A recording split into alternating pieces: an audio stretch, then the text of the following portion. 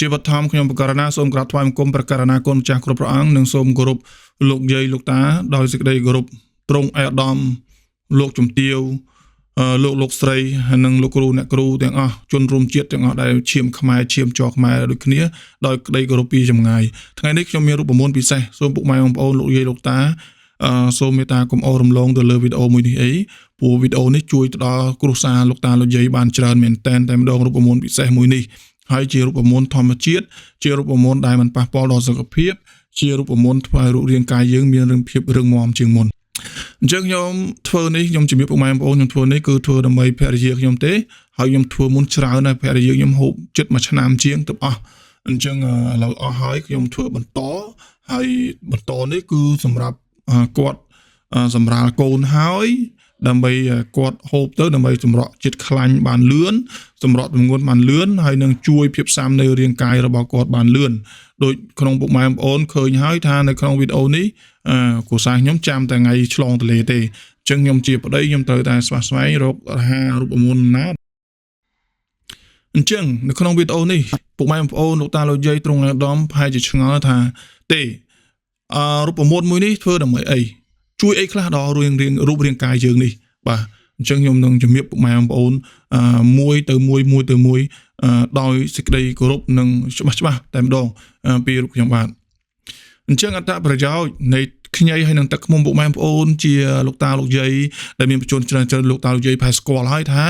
ទឹកឃ្មុំគឺជាឱសថបុរាណមួយយ៉ាងមានសមត្ថភាពព្យាបាលជំងឺ100មុខឬក៏ត្រូវនឹងជំងឺ100មុខបាទមិនមែនលេងសើចទេអញ្ចឹងនៅតែខ្ញីទេពុកម៉ែបងប្អូនធ្វើឆាខ្ញីអីខ្ញីអត់តន់ដឹងអញ្ចឹងថ្ងៃនេះខ្ញុំ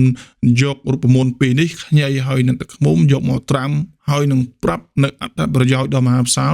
ចែកជូនពុកម៉ែបងប្អូនដោយក្តីគោរពពីខ្ញុំបាទចែករំលែកសុខសាន្តតែម្ដងដើម្បីឲ្យពុកម៉ែបងប្អូនមានសុខភាពល្អនៅក្នុងក្រុមគ្រួសាររាប់តាំងពីក្មេងអាយុ4-5ឆ្នាំទៅយើងអាចហូបបានហើយអញ្ចឹងណាអញ្ចឹងទឹកឃ្មុំនេះមានអត្ថប្រយោជន៍យ៉ាងម៉េចទឹកឃ្មុំគឺមានអត្ថប្រយោជន៍គឺទី1ជួយបង្កើនភាពធន់នៃប្រព័ន្ធភាពស៊ាំ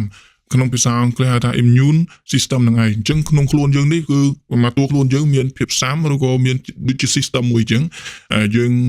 បើយើងមិនខ្លាំងទេយើងធ្វើអាការដែរអញ្ចឹងបើយើងនិយាយពីខ្ញីគឺវាមានសារធាតុពិសេសប្រឆាំងនឹងអុកស៊ីតកម្មនិងប្រឆាំងមេរោគផ្សេងៗនៅក្នុងនោះវាមានជាតិខ្លាញ់លើជាតិខ្លាញ់លើជាតិស្ករបាទ stress ស្អីនៅក្នុងនោះទាំងអស់មួយខ្ញីគឺមានអត្ថប្រយោជន៍ច្រើនហើយនិយាយពីទឹកឃ្មុំវាមានសារជាតិពីធម្មជាតិជួយការពាររាងកាយពីវីរុសហើយនិងបាក់តេរីផ្សេងៗមិនធម្មតាទេគឺល្អណាស់ហើយសម្រាប់ពុកម៉ែបងប្អូនឈឺបំពង់កនិងក្អករ៉ាំរ៉ៃពុកម៉ែបងប្អូនអាចសាកជួយទៅសាកធ្វើតាមខ្ញុំគឺខ្ញីជួយកម្ចាត់ស្លេសនិងបំពង់កបានយ៉ាងងាយស្រួលចូលពុកម៉ែបងប្អូនដែលមានបញ្ហាកកឈឺរ៉ាំរ៉ៃមានបញ្ហាផ្ដាសាយឈឺកកអាចធ្វើតាមរូបមន្តនេះខ្ញុំរូបមន្តនេះបានប៉ុន្តែចំណុចចុងក្រោយគឺល្អមែនទែនសម្រាប់ពុកម៉ែបងប្អូនទឹកឃ្មុំជួយបន្ថយអាការៈឈឺនិងក្អកដោយមានប្រសិទ្ធភាពតែម្ដងដូចតួយ៉ាងនៅការកូវីដឆ្នាំ2020 2021ហ្នឹងគឺគ្រួសារខ្ញុំមិនដែលអត់ទេខ្ញីនេះអ្វីដែលជារឿងសំខាន់បច្ចុប្បន្នបងប្អូនពិសាគ្រឿងស្រវឹងច្រើនពិសារបបអាហារគីមីច្រើនអីច្រើនធ្វើឲ្យក៏ប្រពហៅថាពោះវៀនក្រពះពុកម៉ែបងប្អូនមានបញ្ហាអញ្ចឹងអ្នកដែលញ៉ាំបញ្ហារាគរូសច្រើនអ្នកមានបញ្ហាញ៉ាំបន្លែឆៅមិនបានញ៉ាំបន្លែស្ពៃហើយហើមពុះស្ពុលស្បែបគឺពុកម៉ែបងប្អូនអាចសាកធ្វើតាមខ្ញុំនឹងបានពួកខ្ញីហើយនឹងទឹកឃ្មុំនេះវាជួយបង្កើនការផលិតទឹកប្រមាត់និងជួយរំលាយអាហារឲ្យបានល្អបំផុតតែម្ដងអញ្ចឹងបងប្អូនអាចហូបមួយកែវថាមួយកន្លកែវដែលខ្ញុំធ្វើហ្នឹងទៅចូលហូបអស់តើបងប្អូនមានអារម្មណ៍យ៉ាងម៉េចណា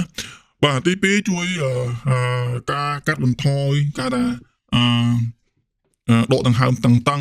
វាអត់នៅក្នុងខ្លួនវាអត់ស្រឡះអីហ្នឹងក៏អាចជួយបានដែរកាត់បន្ថយការក្អួត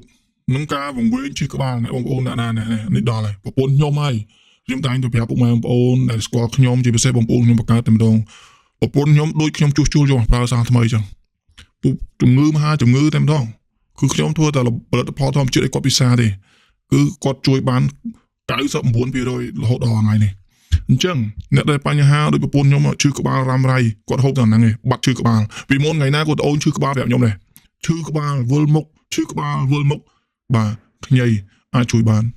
ហើយជាពិសេសអ្នកមានបញ្ហាផ្ទៃពោះអ្នកមានផ្ទៃពោះ បាទអ្នកមានផ្ទៃពោះបាទក៏អាចញ៉ាំបានដែរអត់មានបញ្ហាទេហើយនឹងជួយក្នុងពោះវៀនកាពះពោះវៀនគាត់ហ្នឹងគឺល្អហើយយើងដាក់ល្មមឲ្យហឹរខ្លាំងពេកអីចឹងទៅណាការកាត់បន្ថយជាតិស្ករជាតិខ្លាញ់ក្នុងឈាមបើទៅពេទ្យហូបខ្លាញ់ច្រើនហូបគ្រឿងស្រវឹងច្រើនមានជាតិអាល់កុលច្រើនមានជាតិអាស៊ីតច្រើនមានជាតិខ្លាញ់ច្រើនចង់សម្រក់បន្ថែមពីការហាត់ប្រាណមានន័យថាយើងរកហាត់ប្រាណពី3ជុំហើយពី3 4 10គីឡូហើយយើងចង់ឲ្យវាស្រក់ទ្វេដងបងប្អូនញ៉ាំទឹកខ្ញី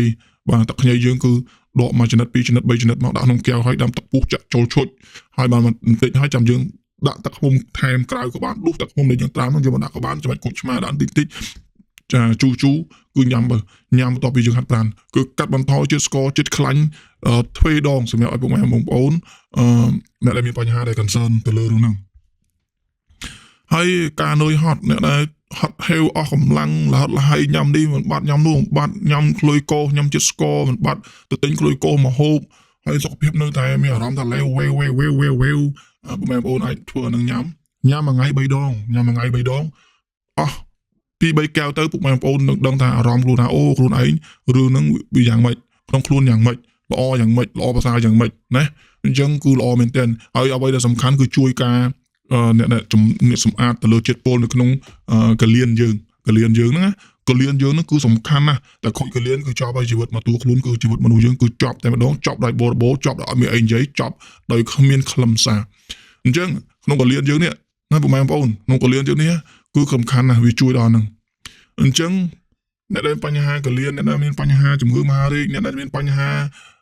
នេះបញ្ហានោះពុកម៉ែបងប្អូនអាចធ្វើនិយាយវាមានមហាសាច្រើនជាងនឹងទៀតវាមានគុណប្រយោជន៍ច្រើនជាងនឹងទៀតប៉ុន្តែអ្វីដែលសំខាន់ពុកម៉ែបងប្អូនអាចសាកធ្វើទៅហើយដើម្បីសុខភាពខ្លួនឯងដើម្បីជួយខ្លួនឯងឲ្យរួចផុតពីជំងឺដង្កាត់ផ្សេងហើយសូមបញ្ជាក់មួយដែរគឺញ៉ាំជាប្រចាំថ្ងៃមិនមែនញ៉ាំពី3ថ្ងៃ4 5ថ្ងៃអីទេព្រោះនេះជាអាហារ